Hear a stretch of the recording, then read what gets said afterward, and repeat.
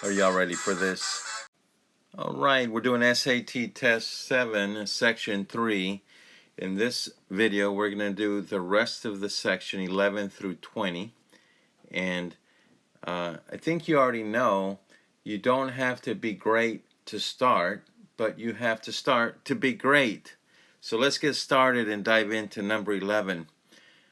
The first problem here says that the expression x to negative 2, y to 1/2 over x to 1/3. So we know that in this problem x is greater than 1, and we also know that y is greater than 1, which is equivalent to the following. So if we look at the answer choices, I've got this one, and this one have the same numerator.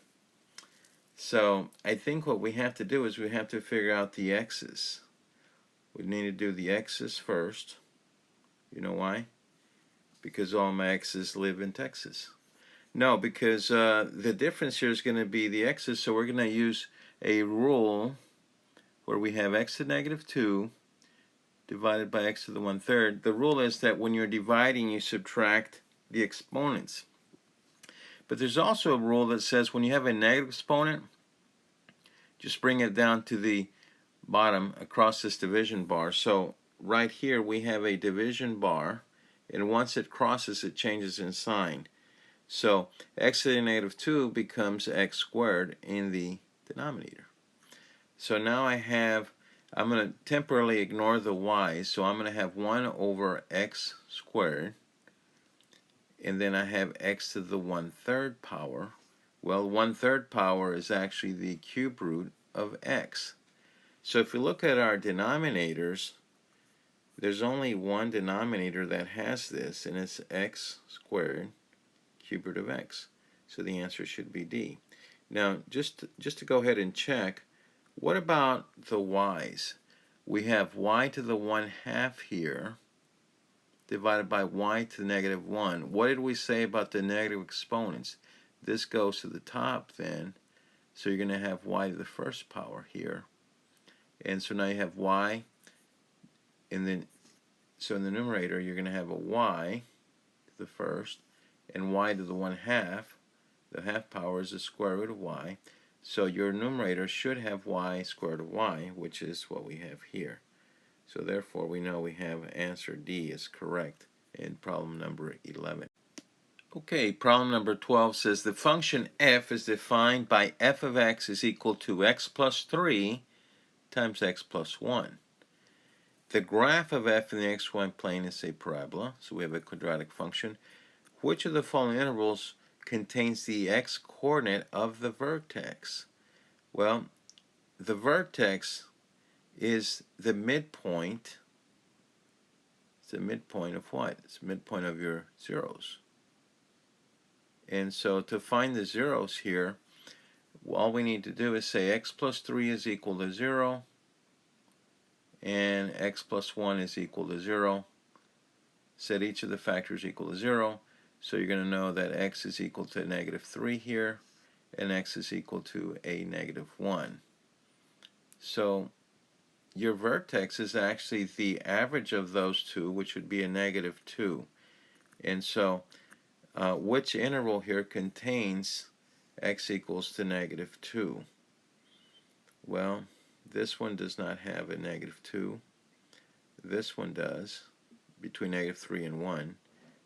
This one doesn't, and this one doesn't. So therefore the answer is B for number 12. Okay, we're on problem number 13, and it says which of the following expressions is equivalent to, so we're looking for the quotient of x squared minus 2x minus 5 divided by x minus 3. Now, if you like to do long division, you could divide this out the long way. Long division is kind of long. You could do synthetic division to get the quotient. I noticed one thing here is that the remainders, this is a negative 20 remainder, this is a negative 10, this is a negative 8, and this is a negative 2. So we don't have to divide this out with long division or synthetic division. All we have to do is find the remainder. So how do we find the remainder? What is the remainder when you divide this out? Okay, that's what this problem turns out to be. Well, if you're dividing by x minus 3, then if x minus 3 is a factor, then we're going to use x equals to 3 in the numerator. And we're going to do ds, direct substitution, okay, into the numerator. So the numerator says x squared minus 2x minus 5. So if I'm going to substitute for x at 3, I'm going to have 3 squared minus 2 times 3 minus 5. So I'm going to have 9 minus 6 minus 5. So 9 minus 6 is 3, and 3 minus 5 is a negative 2. Is there a remainder with the negative 2 here? Yes, there is. This is negative 2, so the answer is D. Now this is going to be probably the easiest and quickest way of doing this problem. Just find the remainder and that gives you the answer. Well, what if the remainders are different, or what if they're the same? Here they're all different. Then you might have to do long division or synthetic division. So how do we do synthetic division? Well, let me go back and I'm going to erase this part so that I can make some space so I can do my synthetic division. So in synthetic division, what I'm going to do is I'm going to take the coefficients of the numerator, which is 1, negative 2, and negative 5. So I'm going to have 1, negative 2, and negative 5, which is the constant. And again, I'm dividing by x equals to 3. And so in synthetic division, we bring down the first term, 1. 3 times 1 is 3. And then we add. So 3 minus 2 is 1. And then we multiply again. 3 times 1 is 3. And negative 5 plus 3 is a negative 2. And so this gives us our remainder here. And our remainder is going to be over our divisor, which was x minus 3. And so this 1 is now the coefficient of x. So I have x plus 1 minus 2 over x minus 3, which is exactly the answer that we picked. This is answer D. Now, if you would rather find the remainder in this problem the way I did it over here, finding using direct substitution, then leave a comment and say, I'd rather do this with the remainder where I do direct substitution. Now, if you prefer to do synthetic division, leave a comment and let me know. Now, if there's a few of you in here that like to do this long division, where you would take x squared minus 2x minus 5 divided by x minus 3, leave a comment and let me know. I want to see what students are doing in this type of problem. Don't forget to hit the like button if you like this problem. Thank you. Okay, problem number 14. A shipping service restricts the dimensions of the boxes it will ship for a certain type of service. The restriction states that for boxes shaped like rectangular prisms, then the sum of the perimeter of the base of the box and the height cannot exceed 130. Okay, so the base is going to be a rectangular base. And so this is the length and this is the width. So the perimeter of the base would be 2L plus 2W. Okay. And so what we have here is a rectangular prism. So I'm going to draw a box. And in this box, we're going to have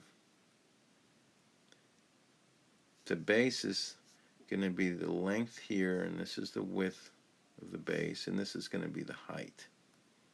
Okay, so the perimeter of the base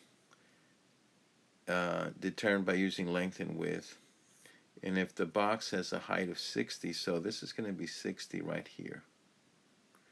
And so also we know that the length is 2.5 times the width. So if the width is x, let's say the width is x, then the length would be 2.5x. And so we know that the perimeter of the base, which is 2L, so it's going to be 2 times 2.5x, that's 2L, plus 2W, which would be 2x, plus the 60. And it says it has to be, cannot be more than 130, so it has to be less than or equal to 130. So combining terms here, 2 times 2.5, this is going to be 5x here. 5x plus 2x, that's going to give us 7x. Plus 60 is less than or equal to 130. And if we subtract 60 on both sides, we now have that 7x is less than or equal to 70. So what are we looking for? We're looking for the inequality which shows the allowable width. So what is the width in terms of x? So if we divide by 7, the width has to be less than or equal to 10. Now we also know that the width has to be a positive number, it can't be negative, so x has to be more than 0. So between 0 and 10, some number between 0 and 10, well, it looks like answer A has that answer. And so the answer for number 14 should be A. Okay, problem number 15. The expression 1/3 x squared minus 2 can be rewritten as 1/3 times x minus k times x plus k, where k is positive. What is the value of k? So we're looking for k. So what I'm going to do is I'm going to write 1/3 x squared minus 2, and I'm going to set it equal to the 1/3 x minus k times the x plus k. And at this point, it looks like the 1/3 cancels out on both sides. If we multiply by 1/3 on both sides, just cancel this 1/3, cancel this 1/3. Now, if we do that, can we do that? Just cancel this 1/3 here and this 1/3 there. Can we just cancel them out? Yes or no? The answer is no. And this is an SAT trick problem. So a lot of students actually got tricked on this one when they took this test. This is an actual SAT test, and so you cannot cancel the 1/3 because this 1/3 only applies to the x squared, not for the minus 2. And this 1/3 is a factor here that's being multiplied. So what I have to do is I have to multiply all of this times 3, and then multiply all of this times 3. So multiply by 3 on both sides. Properties of equality, right? Now when I multiply 3 times the 1/3, those will cancel out, but then I still have to multiply 3 times this minus 2 because of distributive property. So these will cancel out. So I'm going to be left with x squared, and then 3 times the minus 2 is a minus 6.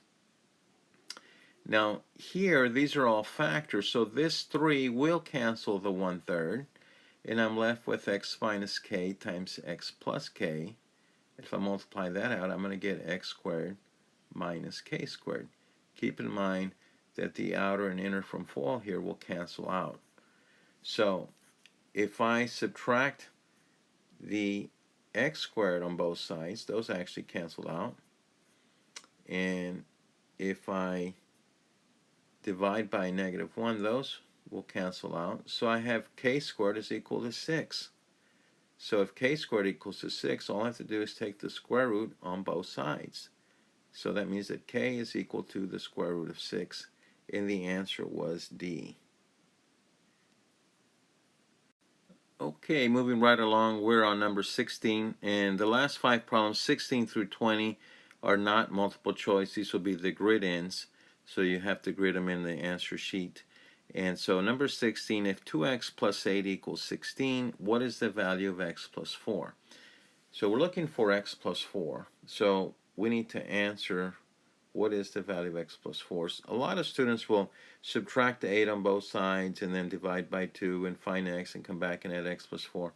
Actually, all we need to do is if we divide this by 2 here and divide all this by 2, you notice that you will get x plus 4 is equal to 8. So in this case, the answer is 8. That's all you have to do. Okay, problem number 17, a problem from geometry. In the figure above, segment MQ and NR intersect at point P, and also it states that NP is equal to QR. No, NP is equal to QP. So here's NP right here, and here's QP right there. So we know those are congruent.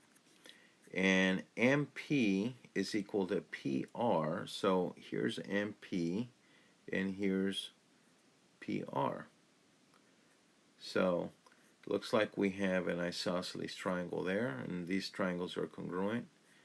Now, it says, what is the measured degrees of angle QMR? QMR. So we're looking for this angle right here, which is the base angle in the isosceles triangle. So we know that because we have an isosceles triangle, we know that the base angles will be congruent. So if this is x, this is also x. And right here at P, we have a linear pair. This is 60. This would be 180 minus 60, which is 120. Okay?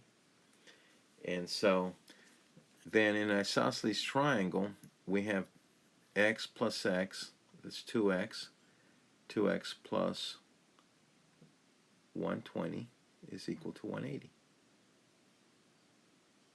And so if we subtract 120 on both sides, we now have that 2x is equal to 60.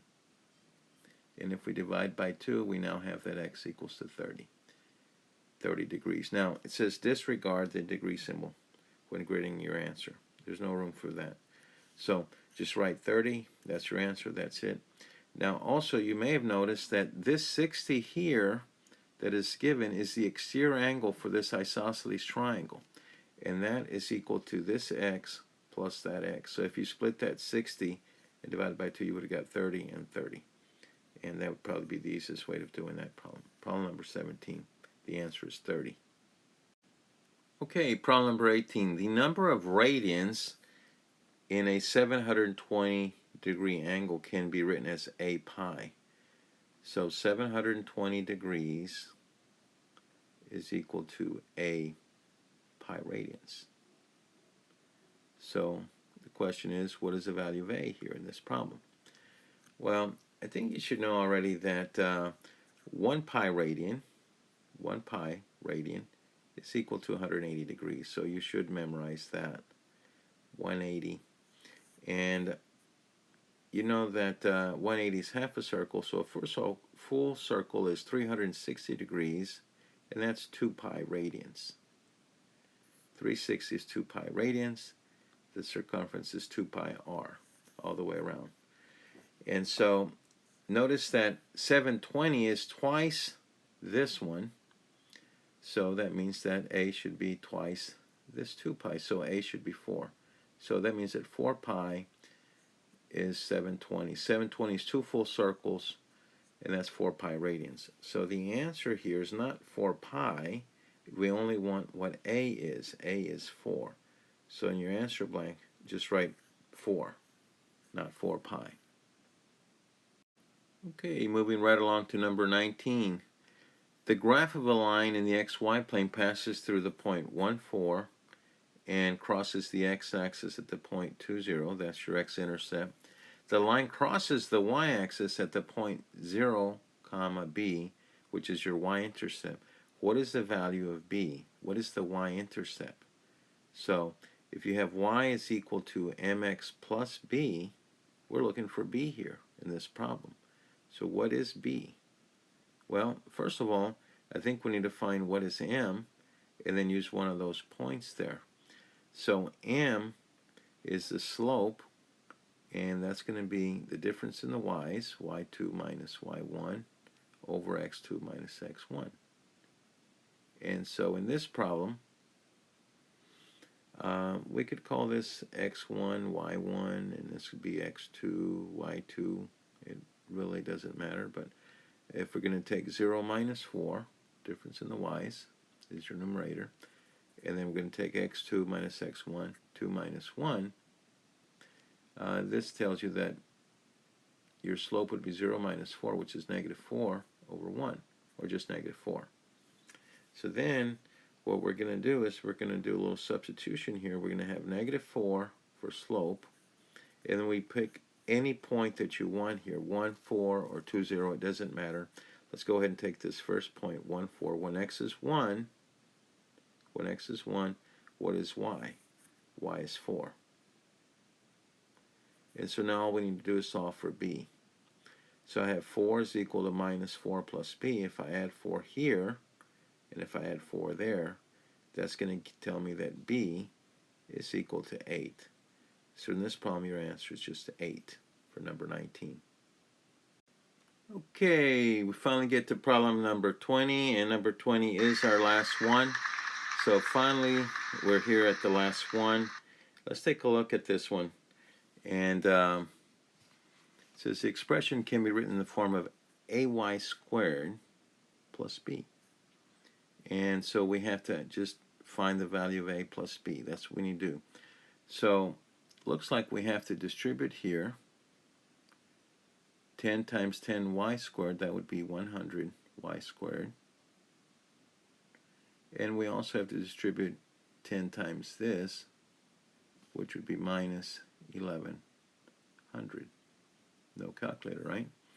And so we're going to add this to what we have here. So let's combine the y squares, 100y squared plus another 100y squared. That's going to give us 200y squared. And remember that we're looking for the sum of a and b, where we have ay squared plus a constant b. Okay? So what is b in this problem? Well, b is the constant. So we're going to have 7,532 here minus 1,100 here. So I'm going to take 7,532 and subtract 1,100. And remember, this is a non-calculator. Do not use your calculator on this. It's not that hard. 5 minus 1 is 4. 7 minus 1 is 6. So I have 6,432. That's B. 6,432. So in this case, we know that A is 200 and B is 6,432. So what do we need to do? Well, we need to go back and we need to add those because we want the sum of A plus B. So 6,432 plus the 200 for A. Can you add these? That's 2, 3 plus 0, 4 plus 2, and bring down your 6.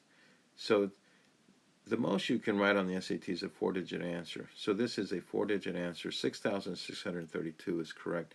That would be problem number 20. I hope you've enjoyed this video. I hope you learned something new. Give me a thumbs up if you like this. If you learn anything new, just leave a comment for me under the comment section. Thank you very much for watching.